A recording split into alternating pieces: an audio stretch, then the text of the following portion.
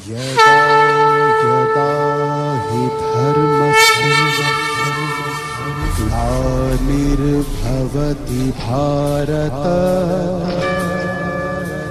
अभ्युत्थानम् अधर्मस्य तदात्मानं सृजाम्यहम्।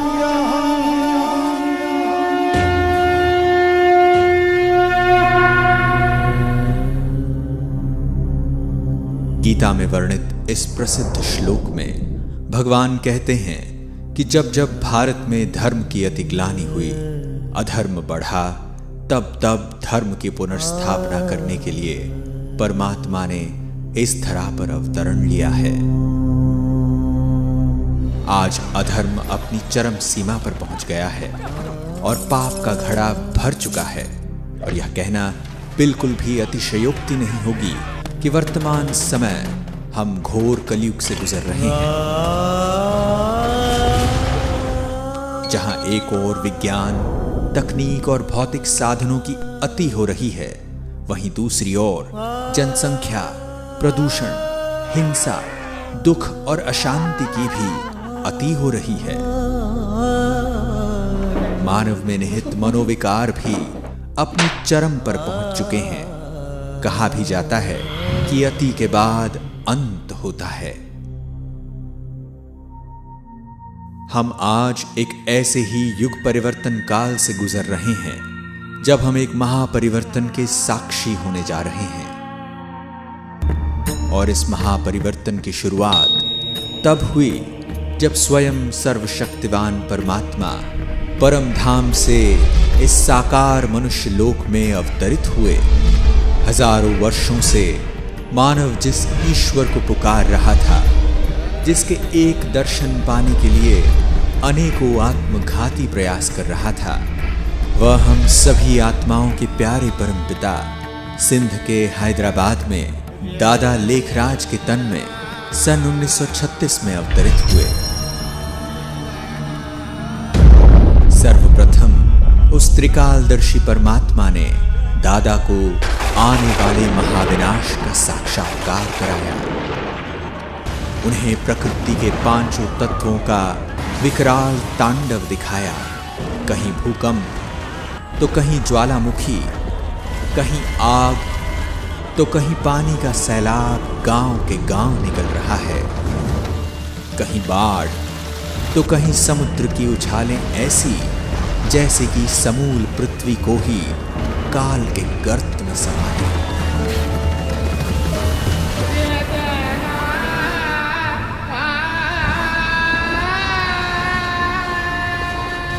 साथ ही उन्हें कत्लेआम का मंजर भी दिखा, जहां सारे विश्व के महायुद्ध में विध्वंसकारी हथियारों द्वारा नरसंहार दिखा,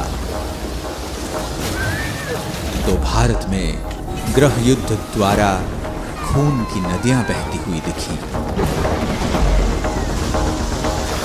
ऐसे महाप्रलयंकारी साक्षात्कार का अनुभव करके दादा को इस विनाशी दुनिया से वैराग्य आ गया। तत्पश्चात परमात्मा ने उन्हें कलयुगी सृष्टि के महाविनाश के बाद आने वाली स्वर्णिम सतयुगी सृष्टि का भी दिव्य साक्षात्कार कराया, जिसमें उन्हें एक अति मनभावन दुनिया का नजारा दिखा। एक ऐसी दुनिया जहां चारों ओर सुख, शांति और पवित्रता थी। एक ओर जहां प्रकृति अपने संपूर्ण सतोप्रधान स्वरूप में थी, वहीं सभी मानव भी सर्वगुण संपन्न देवता स्वरूप में विचरण कर रहे थे। सर्व प्राणियों में भी प्रेम और सद्भाव की भावना थी। उस दुनिया में श्री लक्ष्मी और श्री नारायण का राज्य था।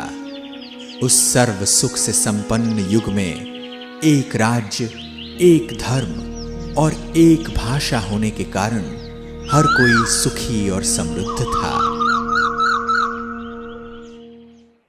इसके पश्चात निराकार परमात्मा ने दादा को ऐसी श्रेष्ठ दुनिया स्थापन करने के लिए निमित्त बनाया और उनका अलौकिक नाम दादा लेखराज से प्रजापिता ब्रह्मा रखा तथा नियमित रूप से उनके तन का आधार लेकर सत्य ज्ञान की धारा प्रवाहित करना प्रारंभ किया और ऐसे ही शुरुआत हुई ओम मंडली की।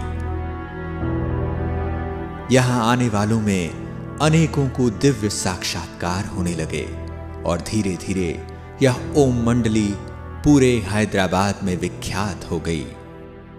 इस पूरे संगठन ने 14 वर्षों तक गहन तपस्या की और 1950 में ओम मंडली पाकिस्तान से भारत में आबू पर्वत पर स्थानांतरित हुई तथा ओम मंडली नाम को परिवर्तन कर प्रजापिता ब्रह्मा कुमारी ईश्वरीय विश्वविद्यालय रखा गया। ज्ञान, योग, धारणा, सेवा द्वारा प्रभु प्यार में पल रही शिव शक्तियों ने धीरे धीरे भारत और विश्व में अलग अलग स्थानों पर सेवा शुरू की। सन 1969 में ब्रह्मा बाबा अपनी संपूर्ण अवस्था को प्राप्त कर अव्यक्त हो गए, परंतु परमात्मा द्वारा स्थापित किया गया यह अविनाशी यज्ञ आगे बढ़ता ही गया और आज सारे विश्व में फैल चुका है। 8 दशक पूर्व परमात्मा ने ब्रह्मा बाबा को भविष्य में होने वाले महापरिवर्तन के जो नजारे दिखाए थे वे आज हमें साक्षात देखने को मिल रहे हैं। आज हम बारूद के ढेर पर बैठे हैं। पूरी पृथ्वी को कई बार नष्ट कर दे इतने परमाणु हथियार आज हमारे पास हैं। 2 विश्व युद्ध तो हम देख चुके हैं और तीसरा विश्व युद्ध कितना विकराल हो सकता है उसका अनुमान हम लगा सकते हैं। वायुमंडल में हो रहे परिवर्तन भी हमारे सम्मुख हैं। ग्लोबल वार्मिंग आज पूरी दुनिया के लिए चिंता का विषय बन चुका है। अनेकों पीस कॉन्फ्रेंसेस और क्लाइमेट चेंज कॉन्फ्रेंसेस होने के बावजूद भी कोई भी इस विकट परिस्थिति को नियंत्रित नहीं कर पा रहा है। न चाहते हुए भी हम अपने विनाश का स्वयं ही आह्वान कर रहे हैं। समय बहुत तीव्र गति से आगे जा रहा है। आवश्यकता है कि हम सभी इस महापरिवर्तन काल को पहचानें। हमारा उद्देश्य आपको महाविनाश की बात से डराने का नहीं, अपितु उस विनाश के बाद आने वाली नई स्वर्णिम सतयुगी दुनिया के बारे में बताना है। इस परमात्मा अवतरण की वेला के महत्व को जान परमात्मा द्वारा बताई जा रहे श्रीमत को अपने जीवन में धारण करने से ही हम उस दुनिया में जा पाएंगे। इस ईश्वरीय ज्ञान का लाभ विश्व की हर आत्मा ले सकती है, क्योंकि हम सभी आत्माएं उस परमपिता परमात्मा की संतान हैं और यह ईश्वरीय ज्ञान हमारा जन्म सिद्ध अधिकार है। याद रहे, अभी नहीं तो कभी नहीं। ओम शांति।